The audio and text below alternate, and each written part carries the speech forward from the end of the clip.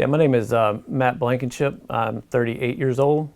I'm from Ashland, Virginia. I've been a firefighter for 19 years total, and I've been with Henrico County Division of Fire in Virginia for 15 years. My name is Matt Blankenship. I'm with Henrico County Division of Fire.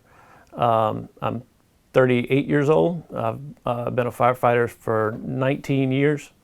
And I've been with the Henrico County Division of Fire for 15 years. Some of the complications from my brain injury have included about a 25% visual loss of my peripheral vision.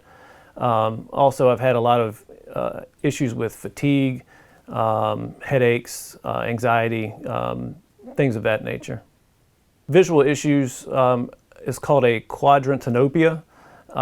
It's basically where you've lost vision in a quarter of your visual field. So for me, my visual loss is on the right lower side. So that has a lot of complications when dealing with walking and tripping and falling and just kind of everyday life. Just something that I've had to get used to over the last 2.5 years. Yeah, there's been a lot of changes in the last 2.5 years since the accident. My personality beforehand was very low-key, pretty quiet and calm, collected. Immediately after the injury, I had a lot of frustration and fatigue and anger issues that I normally didn't have. A lot of it had stemmed from not sleeping well.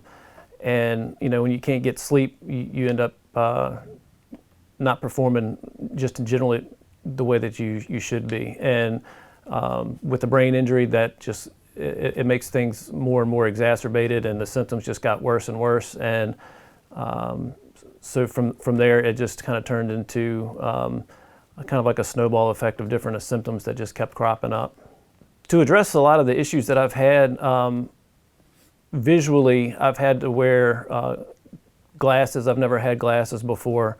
I have a darker lens in them. Most of the time I'm wearing sunglasses. And that's just to kind of help with the visual field and the light sensitivity that I have. A lot of other issues that I used to have is well, I can back that up. Other coping mechanisms that I have is to rest a lot. If I know that I'm going to be in a stressful situation, or if I'm going to have a longer day, I will generally try to rest beforehand, so I'm saving my energy and my cognitive abilities for that situation.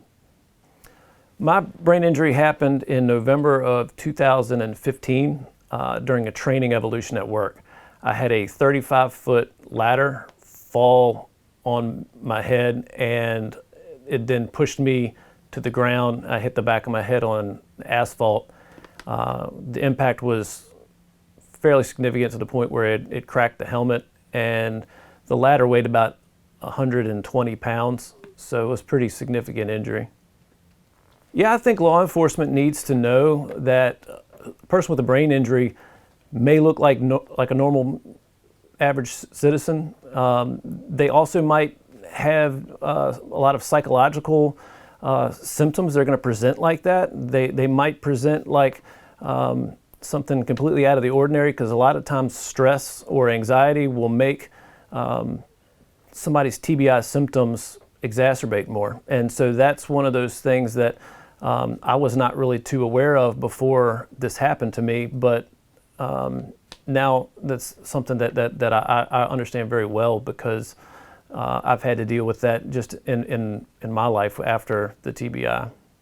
If you suspect that if a firefighter or officer that you're working with has a concussion, or if you suspect that you have a concussion yourself, it's very important to speak up and to remove yourself from that situation of being on duty at the time.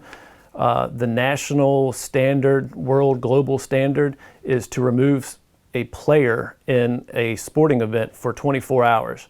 And that's not something that we typically would like to do. We don't want to remove ourselves from the game.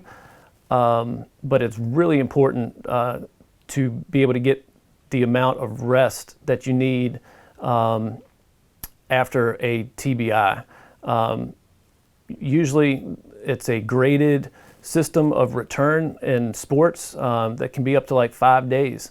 And so it's real important to make sure that you are taking care of yourself and understanding that there are 20 plus symptoms of concussion that a lot of people don't really understand.